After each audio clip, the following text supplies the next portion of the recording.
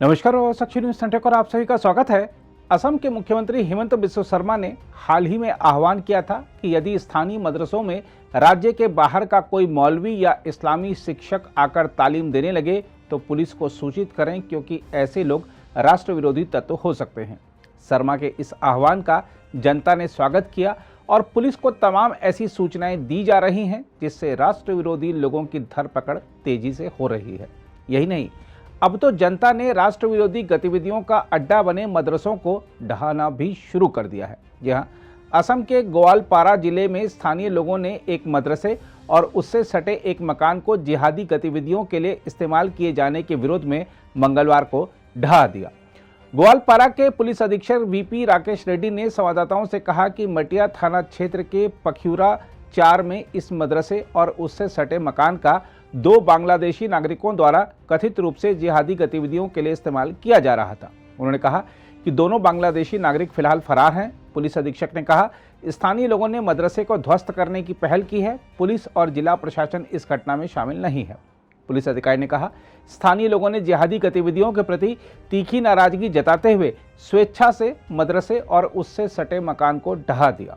उन्होंने बताया कि फरार बांग्लादेशी नागरिकों की पहचान अमीनुल इस्लाम उर्फ उस्मान उर्फ मेहदी हसन और जहांगीर आलम के रूप में की गई है तथा दोनों भारतीय उपमहाद्वीप में सक्रिय अल कायदा के संगठन AQIS और अंसारुल बांग्ला टीम यानी ABT के सदस्य हैं। बताया जा रहा है कि मदरसे के मौलवी जलालुद्दीन शेख की गिरफ्तारी के बाद ही राष्ट्र विरोधी गतिविधि के लिए मदरसा परिसर के इस्तेमाल के बारे में पता चला था। पुलिस के एक अधिकारी के अनुसार मौलवी जलालुद्दीन शेख ने कथित तौर पर दोनों बांग्लादेशी नागरिकों को दरोगर अलगा पख्यूरा 4 मदरसा के शिक्षकों के रूप में नियुक्त किया था। उनके मुताबिक हाल ही में मौलवी को दोनों बांग्लादेशी नागरिकों के साथ संबंधों के आरोप में गिरफ्तार किया गया था। हम आपको यह भी बता दें कि यह असम में ढहा दिया जाने वाला चौथा मदरसा है।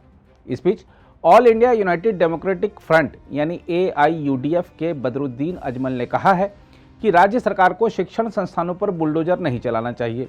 बदरुद्दीन अजमल ने कहा कि शैक्षणिक संस्थानों को ध्वस्त करना सही नहीं है, चाहे वह मदरसा हो या कोई अन्य शैक्षणिक या धार्मिक संस्थान।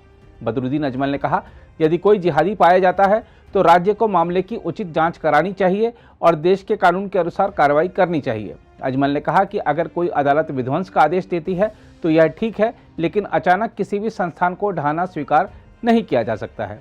उधर असम के पुलिस महानिदेशक भास्कर ज्योति महंत ने कहा है कि राज्य में कुछ मदरसों के शिक्षकों के आतंकवादी संगठनों के साथ संबंध पाए जाने के हालिया मामलों के बीच राज्य के ऐसे सभी संस्थानों को अपने मूल निकायों और स्थानीय प्राधिकारियों द्वारा निर्धारित नियमों का सख्ती से पालन करने को कहा गया है।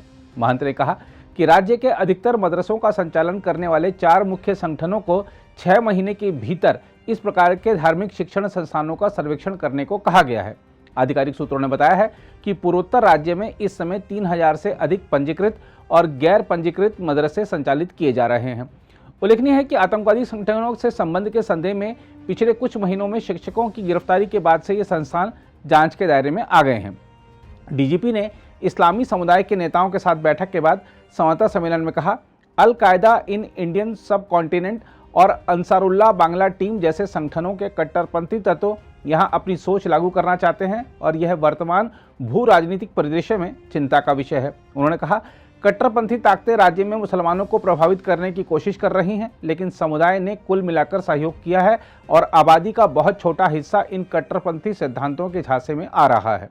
महंत ने कहा, मदरसों को संचालित करने वाले संगठनों के पहले से ही कुछ अपने दिशा निर्देश हैं। हमने कुछ और अतिरिक्त नियम प्रस्तावित किए हैं और मुस्लिम संगठनों ने हमारे सुझावों का समर्थन किया है।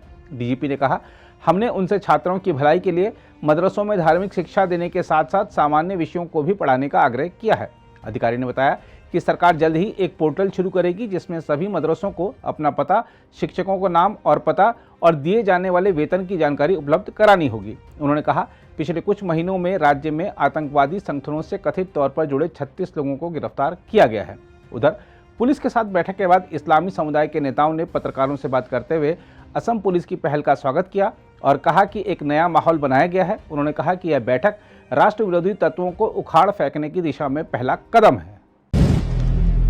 अगर आप भी लेना चाहते हैं देश दुनिया की तमाम जानकारी तो आज ही सब्सक्राइब करें हमारे चैनल को। साथ ही नीचे दिए बेल आइकन को जरूर दबाएं ताकि हर अपडेट आप तक पहुंच सके।